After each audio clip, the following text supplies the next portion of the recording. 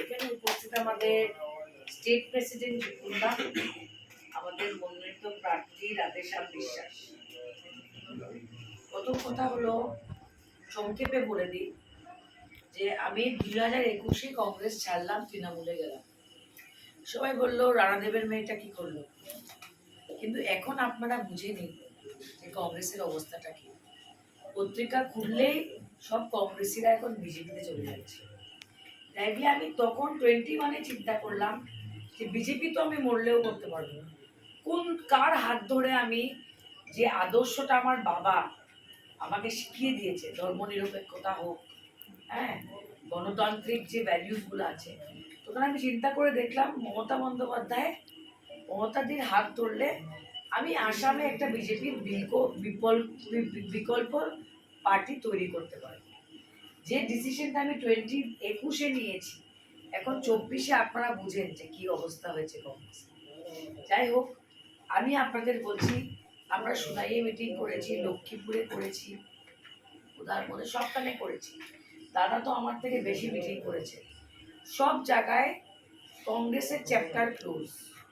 এখন ফাইটটা হচ্ছে তৃণমূল আর বিজেপির।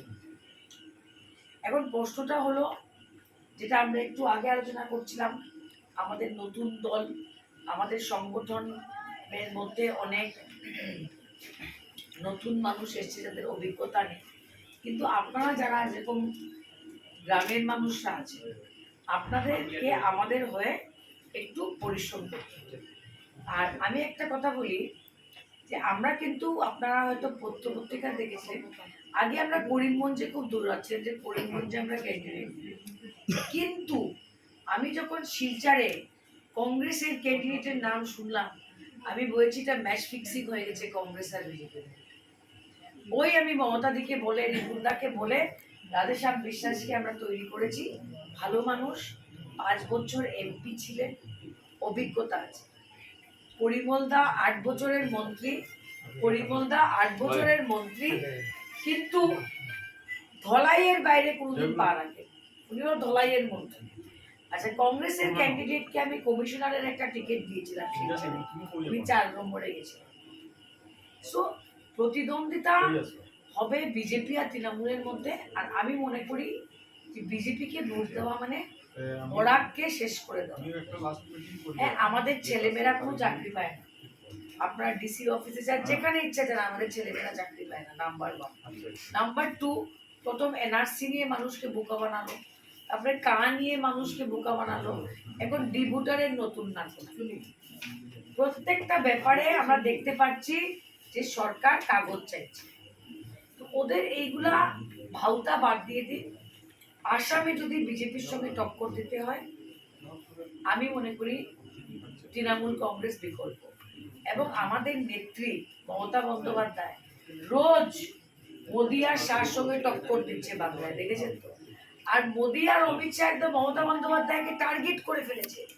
ওইখানে মিটিং হচ্ছে, টিভি খুললে মমতা বন্দ্যোপাধ্যায়, বাংলায় আগুন লেগে গেছে, মানে মমতা বন্দ্যোপাধ্যায়কে ওরা কন্ডেম করতে চাইছে। দেখো, মোদি আর শাহ বুঝে ইন্ডিয়া অ্যালায়েন্সের গভর্নমেন্ট হলে, সাউথ থেকে হলে স্টালিন প্রাইম মিনিস্টার হবে, তামিলনাড়ুর চিফ মিনিস্টার, সাউথ থেকে না হলে মমতা বন্দ্যোপাধ্যায় প্রাইম মিনিস্টার হবে। তাই বলে ওরা মমতা বন্দ্যোপাধ্যায়কে টার্গেট করেছে। তো আপনারা একটু পরিশ্রম করেন। আমাদের সিম্পলটা যে কাগজগুলো আমরা আপনাকে দিয়েছি, এই যে আমাদের জোড়া ফুলের চিহ্ন। আরেকটা কথা বলি, কাছাড়ের ভোটাররা ইউজ টু হয়ে গেছে 1 নম্বর বা 2 নম্বর। একটু মুরব্বীরা আমার বাবাকে যখন ভোট দিয়েছেন 1 বা 2, সুস্মিতাকে দিলে 1 বা 2, কিন্তু তৃণমূল কংগ্রেস 6 নম্বর বোতামে আছে।